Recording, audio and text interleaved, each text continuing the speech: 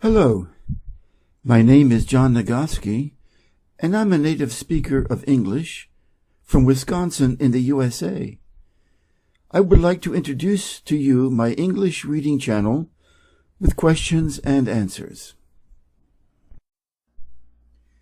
Think and Grow Rich by Napoleon Hill, as read by John Nagoski, 1936 edition, a public domain book. Chapter 11, The Mystery of Sex. Transmutation, the 10th step toward riches. The meaning of the word transmute is, in simple language, the changing or transferring of one element or form of energy into another. The emotion of sex brings into being a state of mind. Because of ignorance on the subject, this state of mind is generally associated with the physical, and because of improper influences, to which most people have been subjected in acquiring knowledge of sex, things essentially physical have highly biased the mind. The emotion of sex has back of it the possibility of three constructive potentialities. They are 1. The perpetuation of mankind, 2. The maintenance of health, 3. The transformation of mediocrity into genius through transmutation. Sex desire is the most powerful of human desires. When driven by this desire, men develop keenness of imagination, courage, willpower, persistence, and creative ability unknown to them at other times. So strong and impelling is the desire for sexual contact that men freely run the risk of life and reputation to indulge it. When harnessed and redirected along other lines, this motivating force maintains all of its attributes of keenness of imagination, courage, etc., which may be used as powerful creative forces in literature, art, or in any other profession or calling, including, of course, the accumulation of riches. The transmutation of sex energy calls for the exercise of willpower, to be sure, but the reward is worth the effort. The desire for sexual expression is inborn and natural. The desire cannot and should not be submerged or eliminated, but it should be given an outlet through forms of expression which enrich the body, mind, and spirit of man. If not given this form of outlet through transmutation, it will seek outlets through purely physical channels. A river may be dammed and its water controlled for a time, but eventually it will force an outlet. The same is true of the emotion of sex. It may be submerged and controlled for a time, but its very nature causes it to be ever-seeking means of expression. If it is not transmuted into some creative effort, it will find a less worthy outlet. Fortunate indeed is the person who has discovered how to give sex emotion an outlet through some form of creative effort, for he has by that discovery lifted himself to the status of a genius. Scientific research has disclosed these significant facts. 1. The men of greatest achievement are men with highly developed sex natures, men who have learned the art of sex transmutation. 2. The men who have accumulated great fortunes and achieved outstanding recognition in literature, art, industry, architecture, and the professions were motivated by the influence of a woman.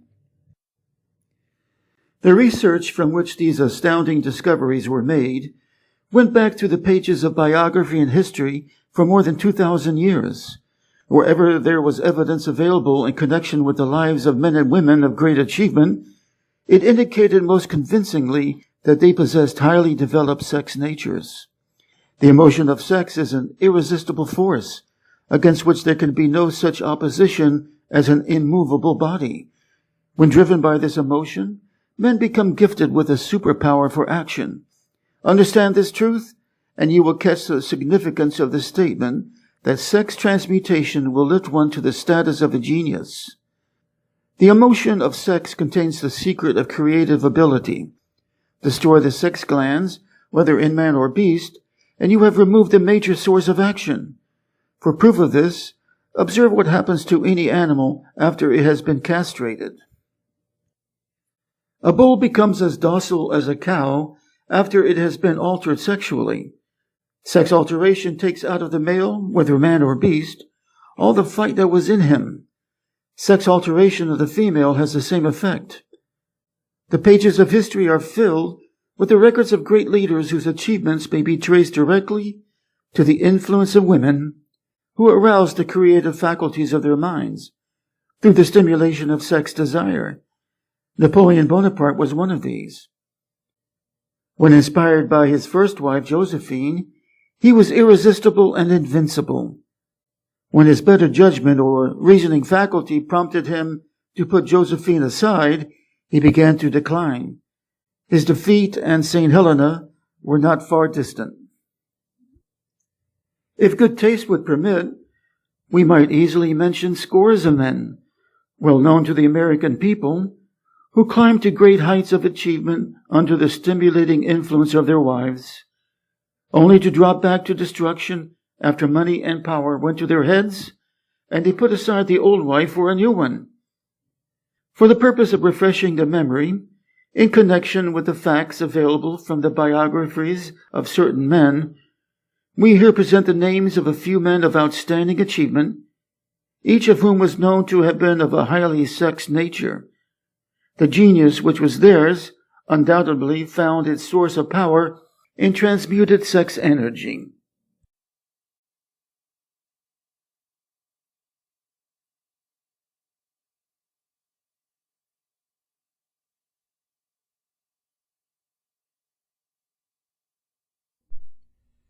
Your own knowledge of biography will enable you to add to this list.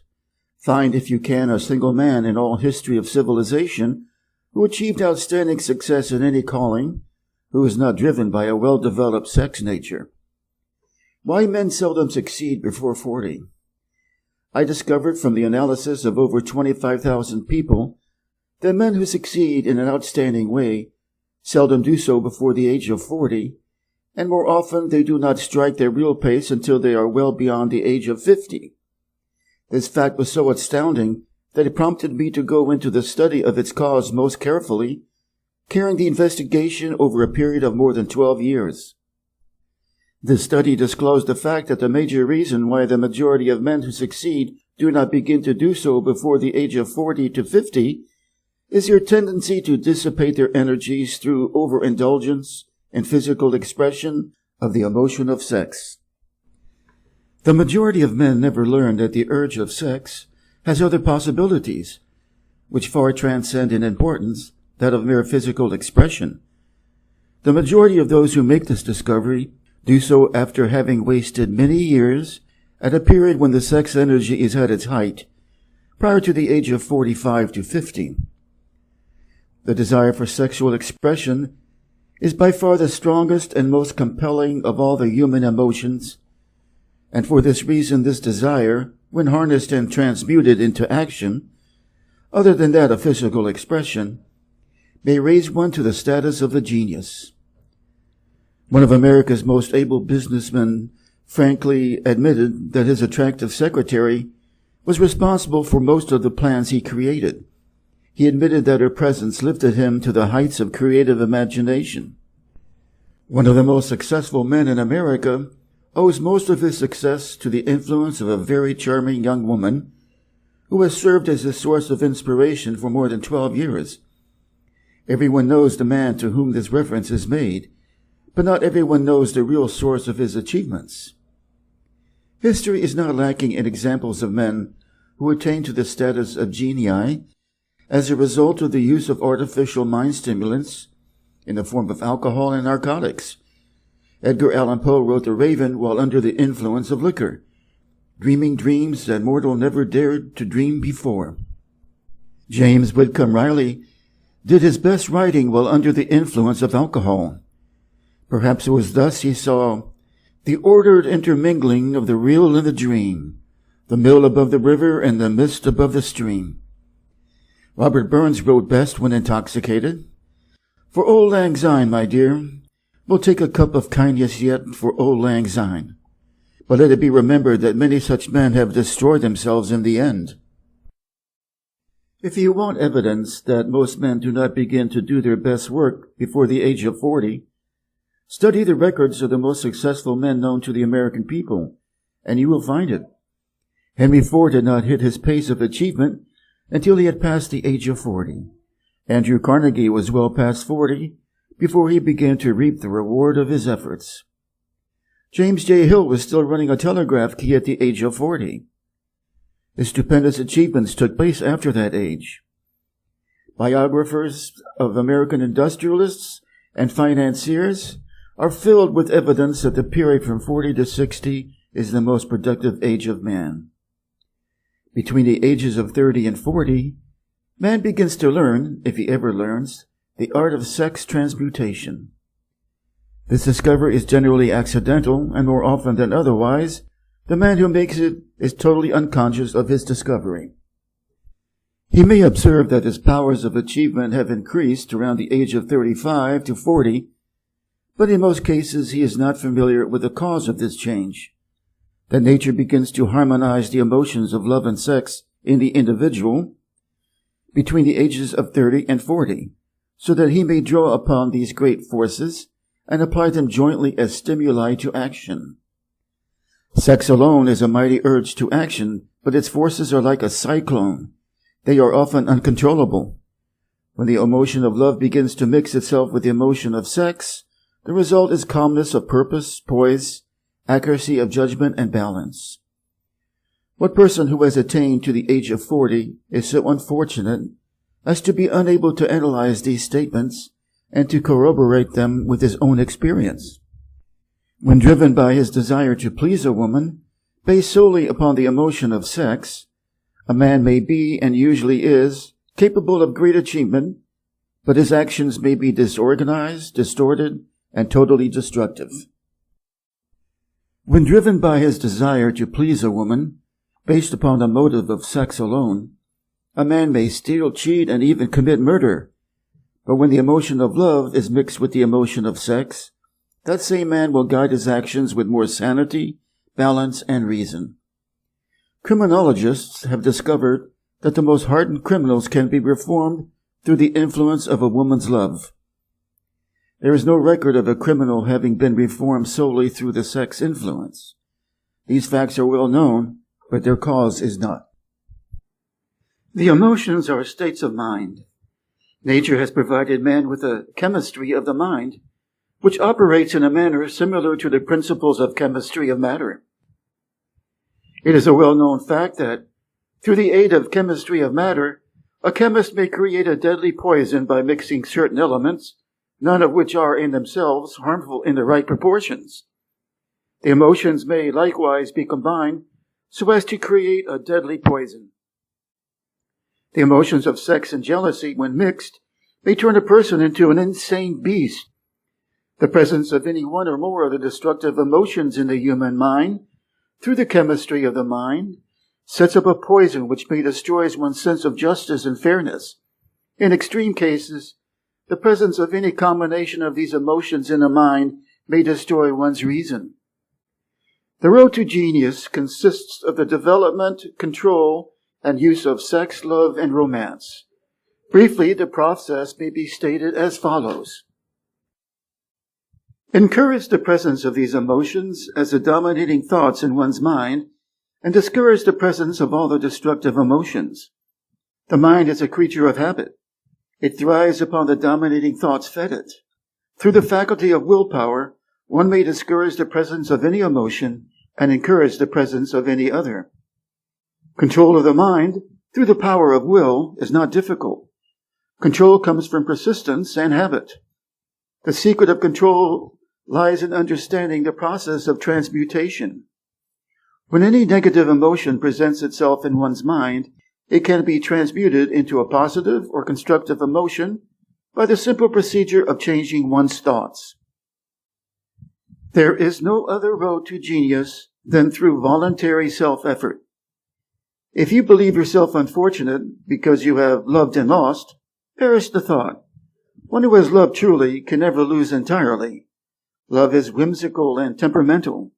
Its nature is ephemeral and transitory. It comes when it pleases and goes away without warning. Accept and enjoy it while it remains, but spend no time worrying about its departure. Worry will never bring it back. Love is, without question, life's greatest experience. It brings one into communion with infinite intelligence. When mixed with the emotions of romance and sex, it may lead one far up the ladder of creative effort. The emotions of love, sex, and romance are sides of the eternal triangle of achievement-building genius. Love is an emotion with many sides, shades, and colors. The love which one feels for parents or children is quite different from that which one feels for one's sweetheart. The one is mixed with the emotion of sex, while the other is not. There is the emotion of love for things inanimate, such as a love of nature's handiwork. But the most intense and burning of all these various kinds of love is that experienced in the blending of the emotions of love and sex. Marriages, not blessed with the eternal affinity of love, properly balanced and proportioned with sex, cannot be happy ones, and seldom endure. Love alone will not bring happiness in marriage, nor will sex alone. When these two beautiful emotions are blended, marriage may bring about a state of mind closest to the spiritual that one may ever know on this earthly plane. When the emotion of romance is added to those of love and sex, the obstructions between the finite mind of man and infinite intelligence are removed. Then a genius has been born. What a different story is this than those usually associated with the emotion of sex.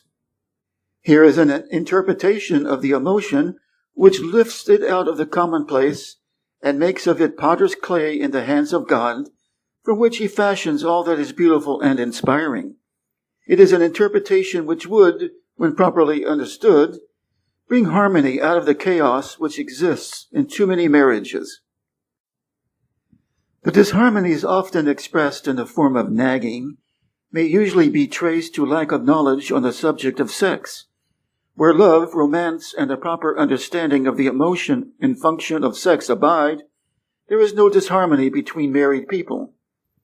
Fortunate is the husband whose wife understands the true relationship between the emotions of love, sex, and romance. When motivated by this holy triumvirate, no form of labor is burdensome, because even the most lowly form of effort takes on the nature of a labor of love. It is a very old saying that a man's wife may either make him or break him, but the reason is not always understood. The making and breaking is the result of the wife's understanding or lack of understanding of the emotions of love, sex, and romance. If a woman permits her husband to lose interest in her and becomes more interested in other women, it is usually because of her ignorance or indifference towards the subjects of sex, love, and romance. This statement presupposes, of course, that genuine love once existed between a man and his wife. The facts are equally applicable to a man who permits his wife's interest in him to die. Married people often bicker over a multitude of trivialities. If these are analyzed accurately, the real cause of the trouble will often be found to be indifference or ignorance on these subjects. Man's greatest motivating force is his desire to please woman. The hunter who excelled during prehistoric days, before the dawn of civilization, did so because of his desire to appear great in the eyes of woman. Man's nature has not changed in this respect. The hunter of today brings home no skins of wild animals, but he indicates his desire for her favor by supplying fine clothes, motor cars, and wealth. Man has the same desire to please woman that he had before the dawn of civilization. The only thing that has changed is his method of pleasing. Men who accumulated large fortunes and attained to great heights of power and fame do so mainly to satisfy their desire to please women. Take women out of their lives, and great wealth would be useless to most men. It is this inherent desire of man to please woman which gives woman the power to make or break a man. The woman who understands man's nature and tactfully caters to it need have no fear of competition from other women. Men may be giants with indomitable willpower when dealing with other men, but they are easily managed by the women of their choice. Most men will not admit that they are easily influenced by the women they prefer, because it is in the nature of the male to want to be recognized as the stronger of the species. Moreover, the intelligent woman recognizes this manly trait and very wisely makes no issue of it. Some men know that they are being influenced by the women of their choice, their wives, sweethearts, mothers, or sisters, but they tactfully refrain from rebelling against the influence because they are intelligent enough to know that no man is happy or complete without the modifying influence of the right woman. The man who does not recognize this important truth deprives himself of the power which has done more to help men achieve success than all other forces combined. This is the end of chapter 11.